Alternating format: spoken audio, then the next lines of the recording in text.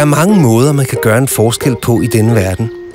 Marlene skiller sig i den grad ud fra mængden, fordi hun gør en forskel med garn, masker og sit store overskud.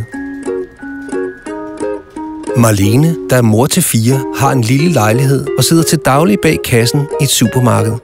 Men når hun er fri, strikker hun huer. Huer, som hun donerer til hjemløse på morgencaféen, der ligger kun et stenkast fra hendes hjem. Man kan mene, at Marlene har bekymringer nok i sit eget liv. Og netop derfor er det beundringsværdigt, at hun finder overskud til at hjælpe folk, der har det endnu sværere. Hun ved godt, hun ikke redder verden med strikkede huer. For som hun selv siger, så er det en lille forskel i det store regnskab. Men det er dog en lille forskel i den rigtige retning. Og de hjemløse sætter stor pris på, at Marlene ikke er som alle andre, og gør, som kun de færreste gør.